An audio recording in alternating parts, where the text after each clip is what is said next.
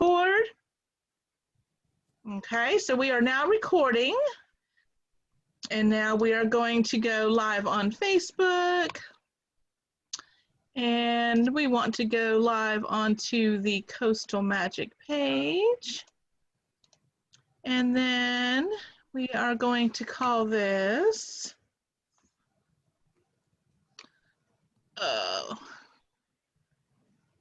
now it's just messing with me. There we go. So we are going to call this CMC chat starting new.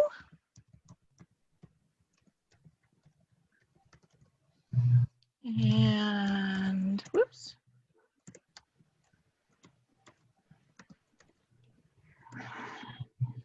And then hit go live. And we all know that it's going to say that we're live before it actually shows us up live, but it's recording it. So we're going to take it at its word here.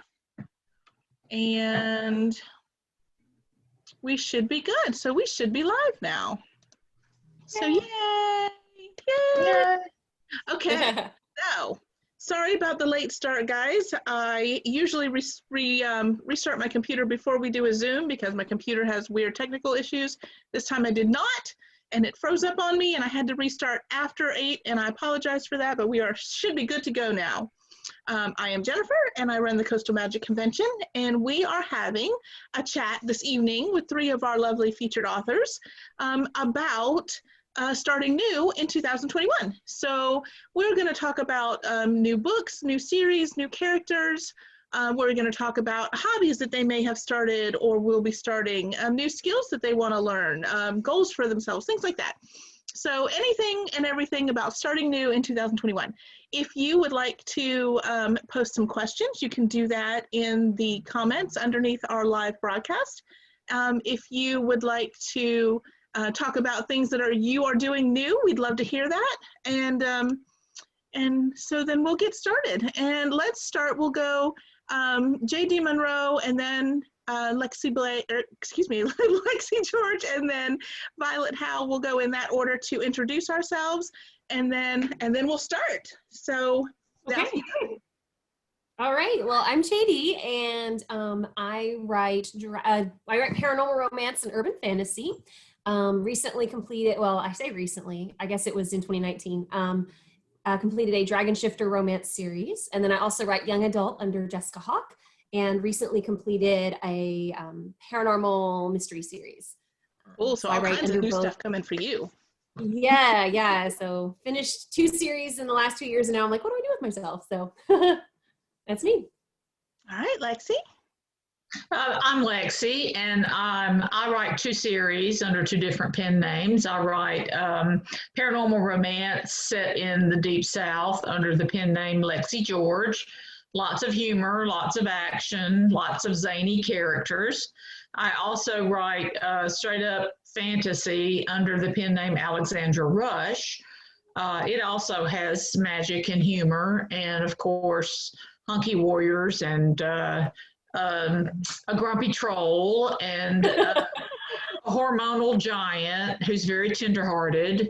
As you can see, all of my stuff has zany characters in it. I am currently, even though this is supposed to be about starting new, I'm dragging the old into the new year with me.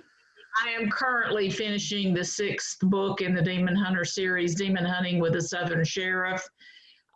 It has been like birthing an elephant wrapped in barbed wire. But I can see the light at the end of the tunnel. So I am really excited to get that bad boy put to bed and start something new. I have several ideas about things I want, which directions I want to go in. Excellent.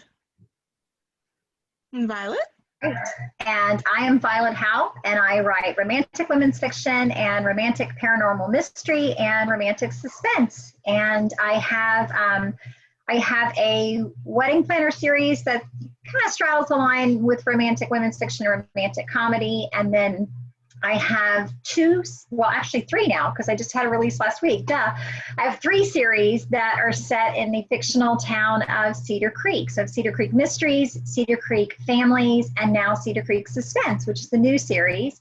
And I really enjoy writing different genres, but I like centering them all in that same small town so that the characters can cross over. And when we finish a story and we really like the characters that are in it, you never know when you're going to see them around town again. Right. So it's like, it's like being a part of the town and having friends in the town, and you never know when you're going to get to visit with them again. So, so the newest one, Whiskey Flight, just came out last week, and that's the first book in the new series. We're talking about things that are new. Cedar Creek Suspense. Cool. So, all right. Well, since you've already introduced your new, why don't we start with you when we talk about how you decide on a new series? How does the inspiration? Well, you actually already touched on it, but we can expand a little bit on how you come up with the idea for something that is brand new. Now, yours is actually a new series that's coming off of something old. But where does the spark come when you decide, okay, this is the story I've been telling, but here's something that's different that I want to start now? Where does that come from? And how do you know that's something you should actually go after? Well, I had been toying with the idea actually of a story that's not written yet. I've been toying with the idea of a story of something that happens involving a plane crash, and with a character who already exists in Cedar Creek. And there were a couple of other story ideas that I had, and I knew that those story ideas were a little more fast-paced, they were a little more action-oriented, so they weren't going to fit neatly into the categories I already have of Cedar Creek Mysteries, which is kind of self-explanatory, and Cedar Creek, which is romance storylines, but dealing with like the complexities and all the different layers that are involved in family relationships. And so I was going to create a suspense series where I could place those that were a little more action oriented, a little more fast paced, that, you know, had different elements in it that I hadn't already explored. And as I was finishing up The Phantom and the Footlights, which is the third book in Cedar Creek Mysteries, there was a character introduced in that book who had just moved back to her hometown of Cedar Creek, and she had left home to go to the big city and had gotten like the perfect job and the perfect house and the perfect husband, and discovered that that husband was actually a mafia hitman. And so she ended up losing the perfect house and the perfect job and the perfect husband and coming back home with her tail between her legs. And I really, as I was writing that story, I was very curious about her backstory. And I was very curious about how someone goes from having everything that they've worked for and then kind of like coming back home, you know, depressed, broke, bankrupt, starting over, et cetera, et cetera. Right. And of course, you know, when you come back home and you run into your childhood sweetheart that you left for the big city, you don't want to come home like completely ruined and run into him. So there were a couple different dynamics I wanted to explore there, and that fit neatly into the suspense box, because, you know, mafia hitman, the high school sweetheart's a deputy, she's running. Suspense. Gosh, I hate it. I hate it when I marry a mafia hitman. Happens to all of us at least once. I mean, and the SWAT team came in while he was making breakfast. So, you know, like, you know, she didn't even get to have her breakfast first. Wow. Wow. That's unfortunate. Well, it sounds like it fed in real nicely. It sounds like it was a good fit, you know? Yep. So I still want to do the other stories in suspense, and I'll get to them. But this one, because I had just finished Phantom and her story was so fresh in my mind, it seemed a better fit for the first story in that series. Right. Cool. How about either Jessica or Lexi? Do you have a moment when you have an idea that you think might be something? How do you know that that's something you should actually pursue? How do you know, okay, this is different from anything else that I'm doing, but I really think this could be something good? How do you know that that's where you should go with starting your new thing? Well, this happened to me once when I was supposed to be writing, I was supposed to be writing the sheriff's book in the series. And it just was not calling to me. And one day I was walking back to the parking deck after work, and this name just dropped into the title just dropped into my head. It was Demon Hunting with a Dixie Deb. And I went, oh, that sounds like fun. Let's do that one instead. So the title came to me, and I didn't know anything about her other than the fact that she was a Southern debutante and Elle Woods on crack. But I just, the title came to me first, and then I had to build the story around it. And I also write in a fictional small town with an ensemble of characters who drift in and out of everybody else's books. And so anyway, I had to sit down. All I had was the title, and I had to come up with her and her backstory. And she had to be more than just perky. Right. What was her real story, and who was the hero, and what was their meet cute going to be, and what was the danger she was in? Because in all of my books, I have demon hunters, so there are obviously going to be things after people, bad things. And the demons in my book aren't like horned devils like out of the Bible. They're more like dementors or wraiths, and they come in, they like to take possession of people because they want to party. They want to, do drugs and rock and roll and all that good stuff. And so, anyway, I had to come up with a whole story from scratch, even because, I always do that anyway, because I'm a pantser, but this was the first time that the name came before the story.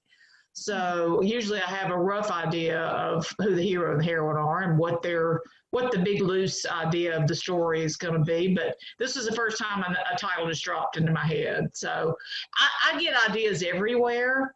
I just see things, and I used to write them down, and I kept a note, some note cards. I'm so old school. I had a bunch of note cards I would write things on, but now I just put everything in my phone.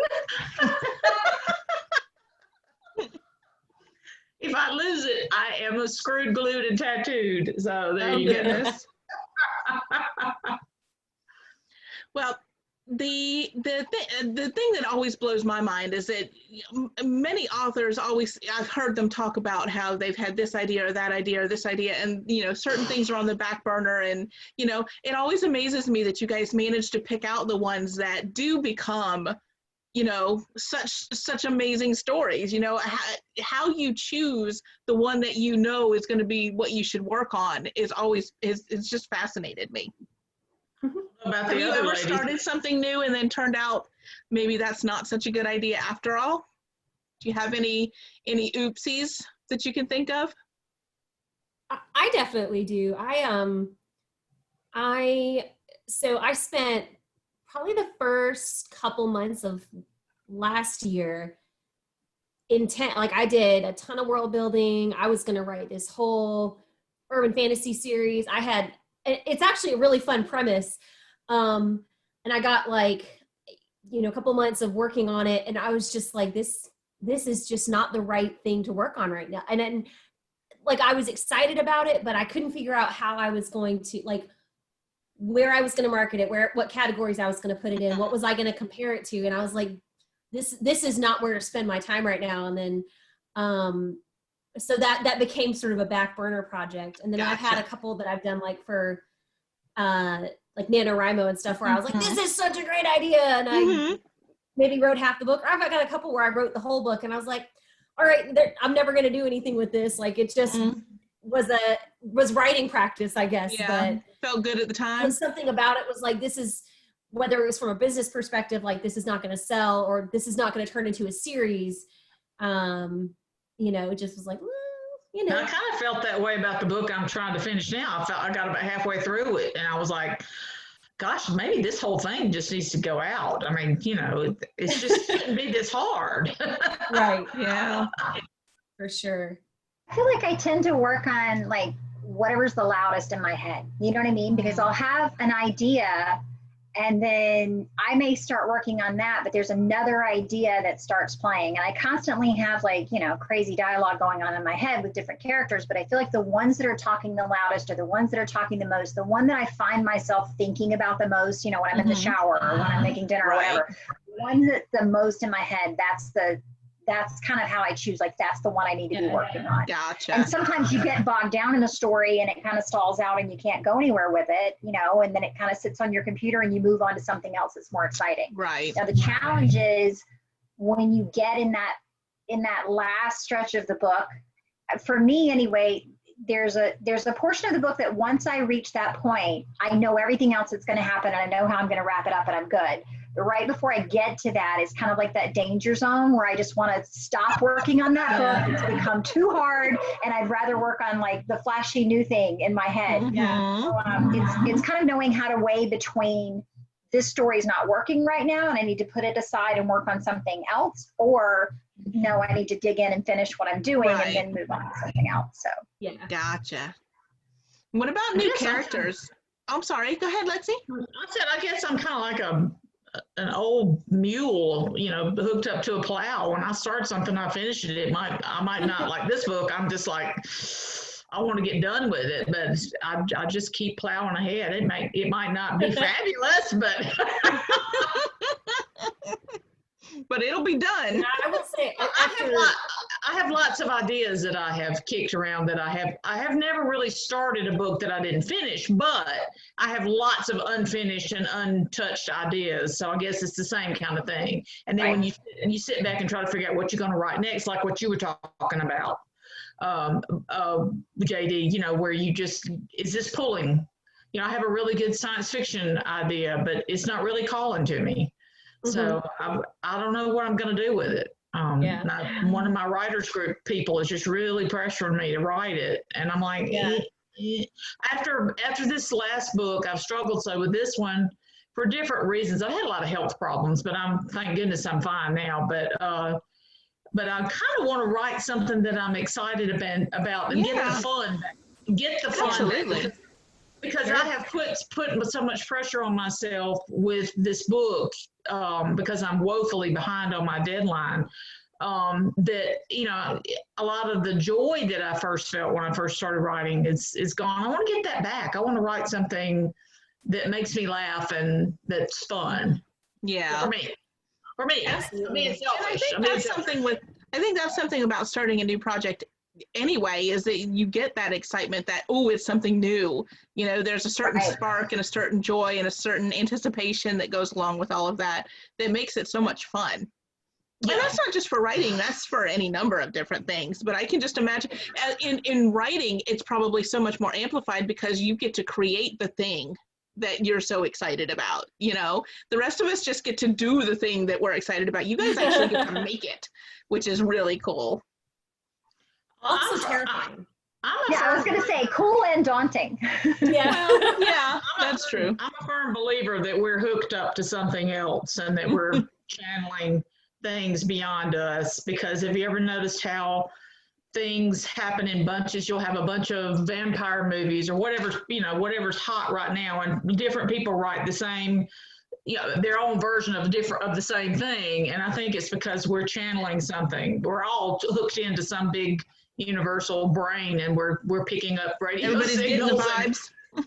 There's a whole new story idea right there. There you go. What happens when the system updates? That's our starting news for right now. There's a new urban fantasy series right there. There you go. But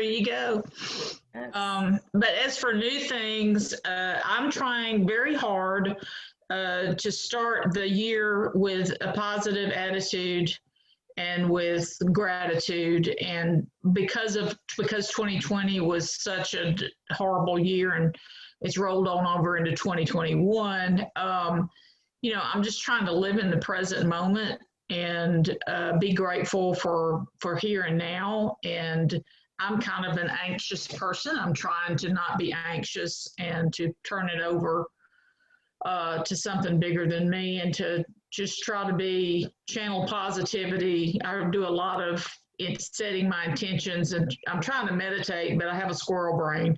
So it's kind of hard to meditate when your brain's going zip, zip, zip, zip, zip. But I'm trying. I'm a baby meditator, and I started last year before I got sick. I started trying to learn Gaelic because I'm That's Scottish cool. ancestry. Well, it's hilarious because I've never taken a language before, and I would pick something that's not related to anything else. But it was a lot of fun. But I dropped it because I got sick, and so now I want to just do a reboot and start over from the beginning because I'm not on anybody's deadline. I mean, I'm just doing this for fun. Right. So that's something new I'm doing. And I do have a newish idea for an urban fantasy series that I, if I can ever finish this book, I want to maybe start with that. And I would like to write shorter. How long do your books run typically? Mine are over 100,000 words. Now, this one that I just wrote, the suspense novel that I wrote, was right around 63, which is really short for me, but mine are typically over 100,000. I'm long-winded. So am I. And I wear myself out. I mean, I'm so done with me. I want to write something that's, maybe under 75,000 words. I've never done that. When you write epic fantasy, my epic fantasies are 130,000 words long. My romances all are over 100,000. I would really like to write something that's not a tome. Jessica, where do yours come in at? About the same. Yeah, like I was funny when you said that because I just started and I just finished the first book of a new series and I was like, yeah, I'm going to keep these under 70. It's 92,000 words and it's probably going to get padded out over 100. Like my Dragon series, most of them were 90 to 100,000 words. I try to write short, but I can't. Me too. That's what this book was supposed to be short and it's already over 100,000. Jessica, sorry, go ahead. Go ahead. I was going to say, you said the magic words, you said new series. I did. That's what, when I saw that this was an option for the author talk, I was like, I will have something to talk about by January. I actually, I'm so excited because like I was mentioning at the intro, I finished 2 series in I finished my YA series last year and I finished my Dragon series the year before that. So it was like, I really get to start because I finished the Dragons and then I was like, I got to finish the YA series. So then it was like clean slate. So I'm writing a vampire romance series. Nice. I have, it's not revolutionary because I feel like, people are like, oh, vampires are dead. Haha. But they're coming back, I think.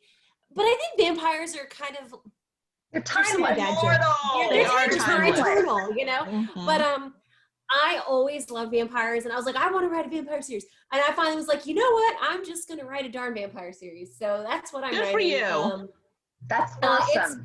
It's so much fun. It takes place in Atlanta, and it kind of has Southern vampires. Yes, Southern vampires. Yeah, they're all in like. They're organized into courts of vampires, and so this court comes originally from Europe, but they ended up settling in Atlanta over the last century or so. But it has kind of a fairy tale twist because they're all cursed, but I won't spoil too much. But it's a lot of fun. The first one is basically a twist on Beauty and the Beast, and so it's been super fun. I love that. So, love that story. My favorite fairy tale. It's a good one. I mean, it lends itself so well to retellings. Right. Probably one of the easiest to do basically any take on it. To manipulate, genre, Yeah. So I'm really excited. I'm planning on the 6-book series. I need to write 6 because I've already bought and paid for the covers. So I gotta get the first one out. Interesting way to do it. I like that idea. Just buy the cover. Well, so my artist, she books up. She tends to book up, and then this will sound terrible, but she was raising her prices for this year. So I was like, well, I'm gonna get her to do as many as she'll do for me before she changes her price. I mean, I'm gonna have to pay her more, but I was like, if she'll do them now, but no, the first one's not out yet. Yeah. So no, the first one's not out yet. I literally just finished it yesterday. Yay! Yeah, so I better go back, but my goal is to actually start the second one this this coming weekend. So I've got to kind of go back. Like starting a new series can be so tricky because like I love to do world building and all of that. That's my jam. But you never get enough of it done before you start the book. Like at least for me, it's like I'll get halfway through and I'm like, oh, I need to figure this out, and I'll find all these little holes or realize, oh, it would make sense if this was the case. So I need to build this out. So you almost have to like go backward. That's what I've been doing today is going back and fixing things like that. Yes. So that I've got some work cut out for me, but it's a lot of fun. Like it was one of those things where I kind of got struck by the idea. I was originally going to do I wanted to do a story about incubi, which are like they're basically sex demons. And I talked to someone about, they were like, I don't know about that one. So as I started thinking through the story, I was like, it works just as well for vampires. So anyway, that's kind of where it came from. But I started with a different character and then was like, okay, who are the people that he knows? And so the character that kind of kicked the thing off will actually be like the last book in the series. But yeah, I think it's like y'all were saying, where you get, once it gets stuck in your head, you're just like I think that's how you know, sometimes it's like all you can think about, and you're driving down the street and you're like, I wonder what kind of music he listens to, and you know when was he turned, or where did he come from, just all these things. And like you're finally, I think you hear like, okay, that's the story I should be telling right now. Right. Perfect timing for that, because we have a question from Facebook that says, well, Jessica, you can answer this first, and then Violet, and then we'll go to Lexi. It says, how do you flesh out a brand new character? And then how do you decide how much of that you put on the page and how much you just know? That's a great question. So it's funny. I think I've mentioned in various other things we've done. I play various role-playing games. And so one of my favorite things is going stupidly detailed on a backstory, 95% of which will never come into the game because it informs how I play, the decisions I make. And then if there's a situation where it comes up, then you mention, oh yeah, I know about that thing. I tend to go the same way with characters, but I don't go big on like what I don't mean this in a derogatory way, what I would consider frivolous details. Like I don't really care what their favorite flavor of ice cream is, or what kind of I guess what kind of underwear they wear is probably relevant for romance. But but like I want to know, like usually for me, I want to know like what their biggest fear is, like what their wound is, like what are they afraid of, because that kind of guides what they're trying to get out of their life. What are they trying to get out of the story? And romance, what is it that will be healed when they're with their partner, or that they have to figure their crap out before they can be with their partner? Not saying that it's a partner's responsibility to fix them. So for me, that's one of the biggest things. I want to figure that out. I want to know kind of I usually try to figure out a couple of like formative events from their past. For me though, it's really just I guess what the big things are, like big emotional things. I don't really go a lot on the small. In fact, sometimes I don't remember until I finish a book, like what they look like. I don't really I'm not big on eye colors and clothing and all that. So yeah, like I said, I guess what I look for is like what a big wound would be, maybe some of their big emotional events. I usually try to figure out some family connections too, just because that will also kind of guide how they act towards other people. Right. In terms of how much of that comes up, it just depends on the story. Sometimes all of it will, because I feel like it's relevant. Other times there's just little tidbits. Like I had like one of my dragon characters, I had like 5 or 6, like I had this whole backstory of like his romantic partners before he met the heroine, and it just never came up. Like, and at one point I was like, I'll throw that in. I was like, it's going to seem like really random. Like, oh, by the way, I've, been with this person. She's like, okay, great. That has nothing to do with, anyway. Yeah, so I guess the big thing there is it doesn't all have to show up on the page. Right. A lot of it, I think you can give the feeling of depth and this feeling that character does go beyond what you're seeing, without having to tell the reader everything that's there, if that makes sense. Violet, how about you? How do you decide how much of a new character you share? The character, I guess, like once the character comes to me, I do spend a lot of time trying to get to know the character, and I do go, into a lot of details, and I usually like, create a file or create a folder that has like mannerisms and characteristics and relationships and things from their past. And I love doing research. I go down a lot of rabbit holes with research. So like, for instance, in Whiskey Flight, Danny kind of has an obsession with whiskey. And so I had like a whiskey expert who did like a tasting and showed me all these different things about bourbon. I did like another whiskey tasting with like Irish whiskeys and Japanese whiskeys and Scottish whiskeys. And like some of that goes on the page, but a lot of it just goes into like, what her passions are or why she's passionate about it. Right. Or I have one character, one of my heroes is a cattle rancher. And so like I went and spent the day on a cattle ranch and like went through all these different positions on the cattle ranch and how they hire and how they get their job and what their day looks like. And like most of that didn't make it on the page. It was like almost an entire spiral notebook of notes, but it colored who he is. It colored like how he sees things or how he does things or what his day might look like or, what kind of time he would have to spend with the heroine was based on what the schedule of, a rancher would be. So I really enjoy doing the research part, sometimes too much. Like I'm actually working on a vampire romance series and am in the initial stages of world building and just the amount of research and kind of looking for an aspect, like you said, people say vampires are dead. I think they're classic and timeless. I've always loved vampires, but looking for, how do you get a new angle on something that's been, and I think a lot of that has to do with those specific characters, like these vampires haven't been written before. And so I like doing a lot of research and having that on hand so that I can go back and revisit it or go back and make sure that I'm being true to the character. But I would say it more influences the page than actually makes it on the page. Right. Gotcha. Lexi, how about you? How much do you, how do you decide how much to share on page and how much just to keep tucked away? Well, my so-called writing process, I am a pantser. I do know who the hero and the heroine are and what their major issue is going to be. But beyond that, I just kind of make it up as I go. And so a lot of times I can't move to the next chapter until I'm satisfied with the one I'm working on. And I will touch this. I do one long, painful revision. And when I'm done, I'm done.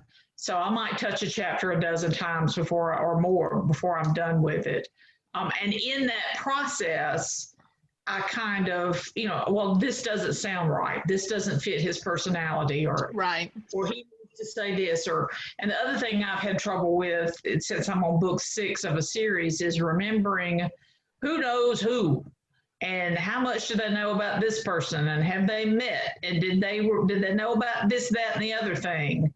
But as far as characterization and how much of their personality goes on the page per se, it's mostly what their issue is. And a lot of times, like in book 4, the hero he had nothing to do with his own brothers because he felt so guilty because his twin was murdered.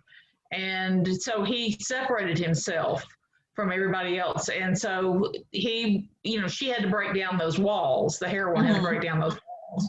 Right. But where it's interesting to me is, and I don't know if the other ladies have the same experience, but secondary characters kind of have a way of taking over sometimes with me. They'll start out with an issue and then they will become something completely different. There's a character in book 3, and he's actually the bad, evil, wicked twin of the heroine, and he's the villain, and he's in book 6, and he's not a villain anymore because in writing those other books, I learned more about him. I learned his backstory. He was terribly abused, and he did things because he had no choice. He was literally bound by dark magic to do things. But I didn't know that when he first showed up in town. He was just so, I mean, things kind of come to the surface and bubble up, as you write things. And then I've had a hard time with this character right here. The reason I've had such a hard time with the sheriff is because he's literally been a walk-on in every other book, but I didn't know anything about him, except that he was the sheriff. So when I started writing him, I had to figure out what's his issue, what's his backstory, like you're talking about. And all of that, most of that goes on right here. Yeah. It goes on the head, and then some of it goes on the page, but you just kind of sift through it and keep the good part and throw the bad part away. Yeah. Hopefully. Well, Lexi started, we're going to switch gears a little bit. Lexi started us earlier talking about some other things that she's got planned for the new year. She's doing some meditation and things like that. So how about the other two of you? Do you have some new things that you are doing in your 2021 that are new for you? New goals that you have, new hobbies you're picking up, new skills you want to learn? What you got going on? Let's start with Jessica, and then we'll go to Violet, and then Lexi can expand on it. I'm almost hesitant to say it because last year at New Year's, my resolution was I'm going to spend more time with friends and family. Well, don't jinx yourself. Yeah, and literally, I mean, because like, so it's your fault. I know, because I had a couple of friends that used to live in town. They came home, and this was like I think it was like New Year's Eve or maybe like the day before New Year's. Anyway. Had a bunch of people over, and like I was like, this is just so nice. I've just missed this. I need to prioritize this kind of, and then so anyway, no, I am so I actually started this at the beginning of last year, and then life just got insane. One of my big things I'm working on is getting into audio. I'm actually working on doing some narrating, so I'm really excited about that. Over the last year, I put together my recording studio, and I'm actually like working through the learning to use the recording software. I'm one of those people who will how-to myself to death because that's less scary than just doing the thing and potentially not being really good at it. Like I was that person who read 12 million books on how to write a novel before I wrote one for the first time because I was like, oh, I'll eventually know how to do it. And anybody who thinks that, you never actually do. Until once you write like 20 of them, you're still like, I don't know what I'm doing. But anyway. No, you don't. Are you doing your own books? Are you doing your own books? Are you doing other people's? Or I would like to eventually do other people's. I'm going to start with my own because that way I can produce the audiobook and not have to pay somebody else a bunch of money. Right. And I figured that way, if I'm not any good at it, nobody else is out money and unhappy with me. So that's the plan. But yeah, I had several people over the course of like 2 years that were like, you should do audiobooks. You should do audio. And then somebody else was like, you have a narrator voice. And I was like, oh, thanks. I hope nobody else was like, no, you don't. But that's probably my big one. My other thing, I mean, it's not anything new. I just, in the last years, I have not made, I guess really last year, not made enough time to just read for fun. Right. And so that's something I'm trying to like shoehorn back in my schedule right now is just making time just to read. It's important. It really is. It's important. It's hard. And especially if you like, I feel like as a writer, you want to read. That's part of like your educational process. But sometimes like if you've just spent hours writing your own stories, you're like, I don't want to look at text anymore. I just want to be done. So yeah, that's probably my only other big thing. So what you're saying is I need to message you every so often and ask you what you've read lately? Is that what you're trying to say? Yeah, you should. I'm trying to keep myself honest and use like my author pages to be like, here's what I'm reading this week. But I feel like it's gonna look bad if I say the same book for like 8 weeks in a row because I haven't been reading. So, what worked for me is audio. I never was a big audiobook fan until I started writing, and I was still working. So I would listen to audiobooks on the way and to and from work. And now I listen when I'm walking. And that's how I get my book, because I was not getting books read either. Yeah. And I could tell that it was bothering me because I used to read 2 or 3 books a week. Same, yeah. I started writing, and then it sucks it out of you. I mean, there's just Yeah, there's nothing left. You're right. Yeah. Well, it's funny you mentioned that, because I was chatting with some of the readers on Sunday night, and I was saying, even though I really want to do, I don't really listen to audiobooks a lot because I can read a lot faster than I can listen. But they were like, "Oh no, you listen to them at like 1.5 or double speed." I was like, yeah, that's brilliant, because I listen to a lot of podcasts in my car or when I'm exercising. Even though I love music, but I like to listen to that stuff in the car. And I was like, oh, maybe that's a way to do it if I could listen to it at double speed. Right. And the other thing is if you're going to start your own narrating business, it gives you, it fills your well and gives you ideas and lets you know what you like and what you don't like, because there's all kinds of issues with making an audiobook. Everything from too many breaths, or the pause is too long, or the narrator irritates the pea, wine, and stew out of you, or something. There's always yeah. Violet, how about you? What do you got going on this year? Well, I feel like every year I start with some kind of like, I'm going to eat healthier and I'm going to exercise better. And right now we're still in January, so I'm still doing great with that. So right now that's all good. So I'm doing good with that. And I've started a new system of journaling throughout. I'm a big to-do list person, and I like crossing off the list and marking things off the list so I can see progress. But I just had trouble, especially in the last few months, I've had a lot of trouble focusing, and I find that I'm not getting my list done. So I'm actually taking a class from the wonderful Becca Syme, and one of the things that I learned in this class was about journaling throughout the day. As you stop each task, you write down what you've just finished, and you write if there's any like action items you still need to do, or if there's something like that's still ruminating. And it basically is to kind of like clear your mind from that task so that you're starting the new task fresh and you're not like carrying residual. And then you start what new task you're going to do and kind of explain what you're going to do. And anytime you veer off into Facebook or Twitter or the news or laundry, then you have to write down on there, okay, I did this. And so far that's been great, because the accountability, even though it's just me, the accountability of having to look back over the day and see how many times I checked Facebook, or having to look back over the day and see how many times I veered off track, has been really good, because I don't want to write that down, so then I tend to not do it. And I really like that act of, I'm a multitasker, but then I also find that sometimes I have so many browser tabs open up here that I can't seem to focus. And so it's been really helpful, that whole thing of writing out that I finished one task and what still needs to be done, and then starting the next task fresh, has been really good for me. So that's been great. Cool. And then the other thing that I'm doing, very similar to what JD was saying, I don't find enough time to read. And sometimes I try between book projects to cram in, and then I'm staying up to like 4 and 5 o'clock in the morning reading. It's so funny, because I'll go months without reading anything, and then it's like I start reading, I'm like, oh my God, I love reading. And it's like I can't stop.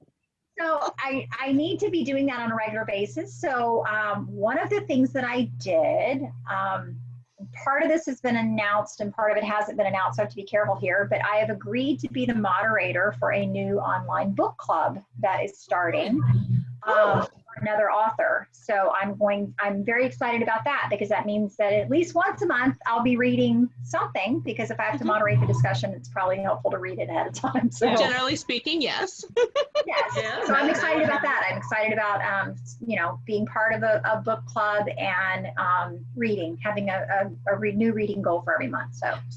So without giving too much away that you can't share right now, will this new book club be this particular author's books, or will it be a multitude of authors' books? Multitude of authors' books, staying close to that same genre, or kind of staying in the same lane with this author's book. So we're actually starting it off with her book, her new release that's coming out, and she is a coastal magic author. So we're going to be starting. Now you're just teasing. Starting with her new book that's coming out, and then we'll basically be doing. We want to focus on new releases that are coming out in that genre, and so moving forward. So that's super cool. I'm excited. I think it's going to be a lot of fun.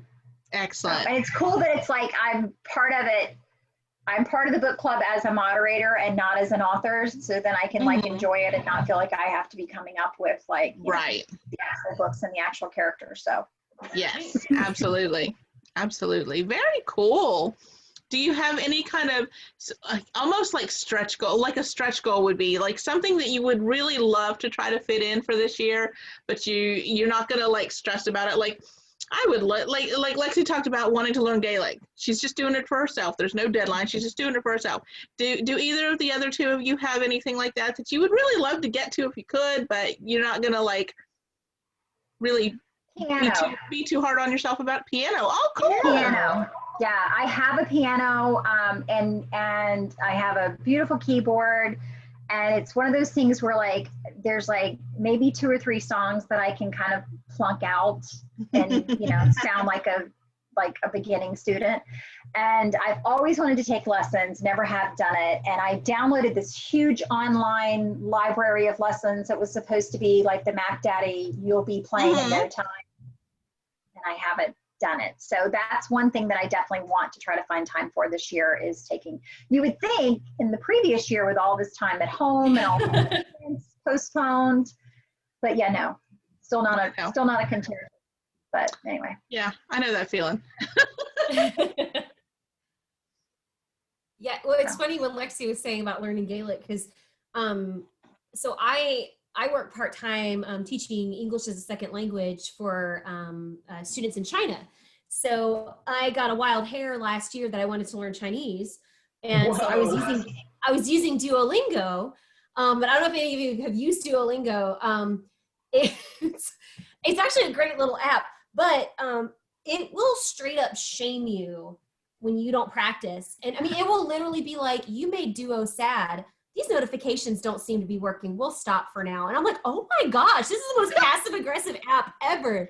But I was doing good for a stretch. And then it just was like, I think I had a couple days where like my microphone worked because you actually like will speak and it judges your accent and all that.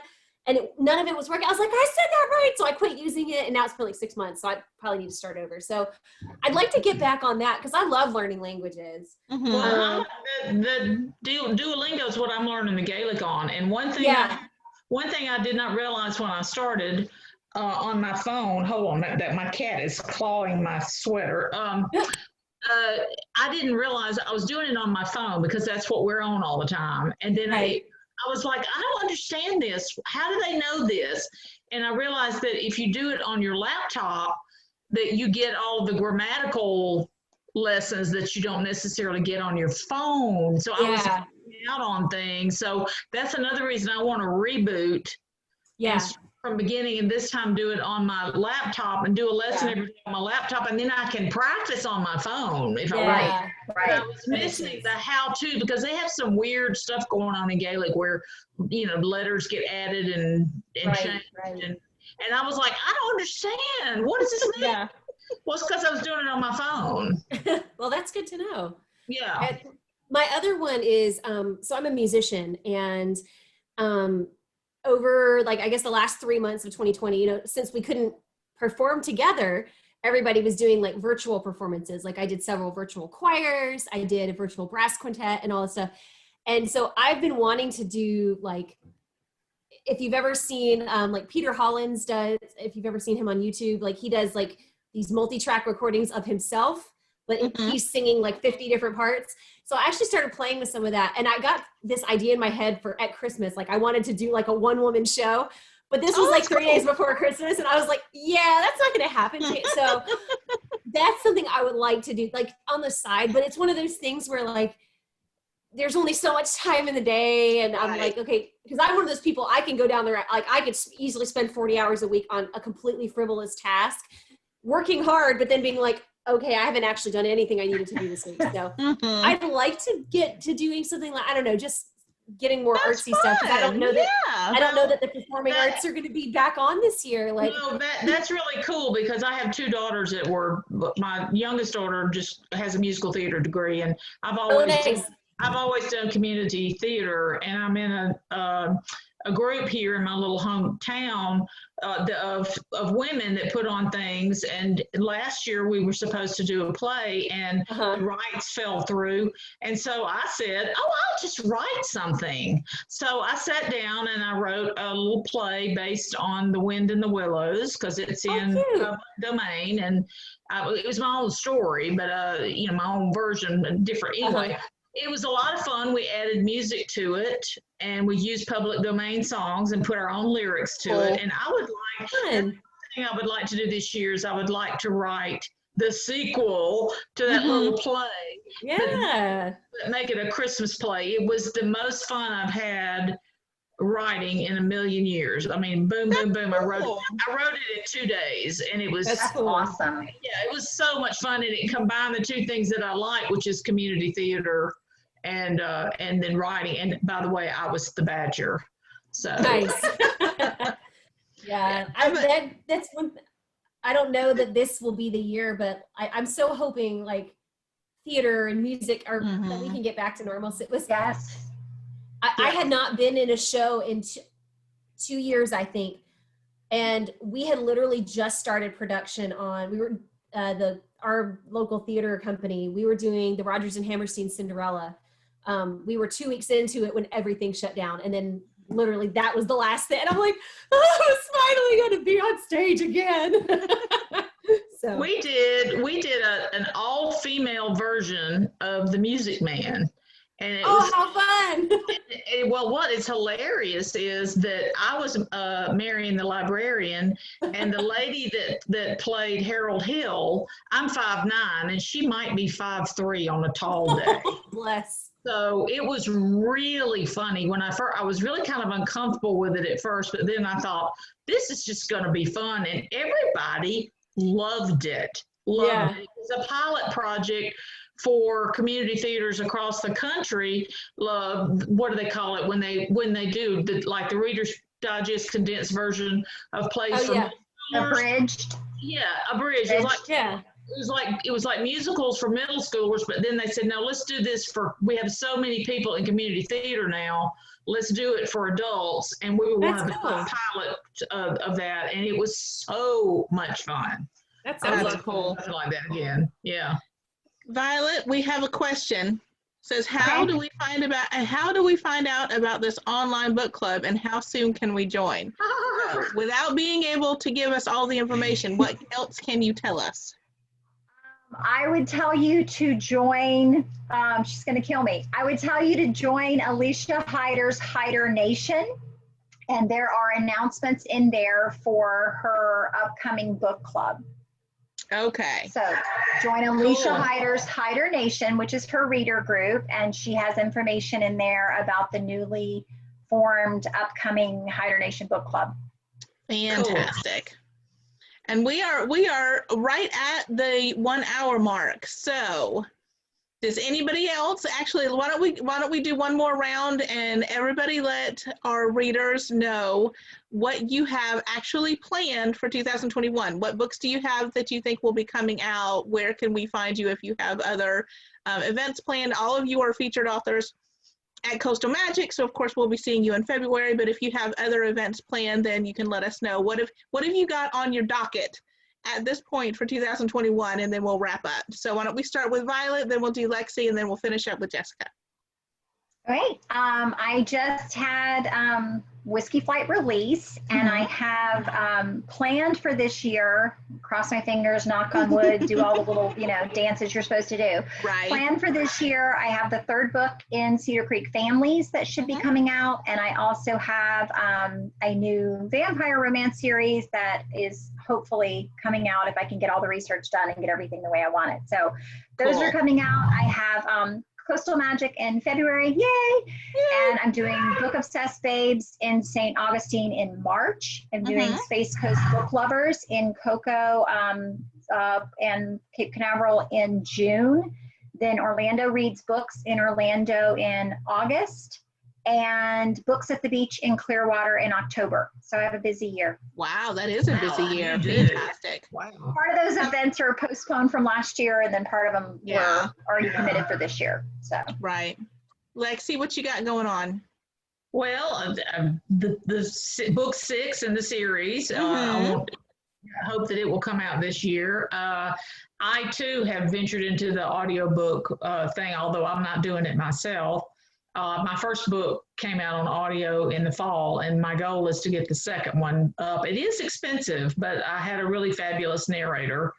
JD, if you want to talk about narrators and that kind of stuff, I can tell you my experience. It was so much fun. So that, and hopefully write that shortish book that I keep saying I'm going to write in that We'll new keep our urban fingers fantasy crossed. series. Yeah. Jess, what you got? Jessica, what you got going on? So I will have another standalone in my Dragon series that's been done for like a year and a half and just needs to go out into the world. And then I hope to have at the very least the first book of my new vampire series out probably late summer, early fall. Because I'm trying to get the first couple books written before I release the first one.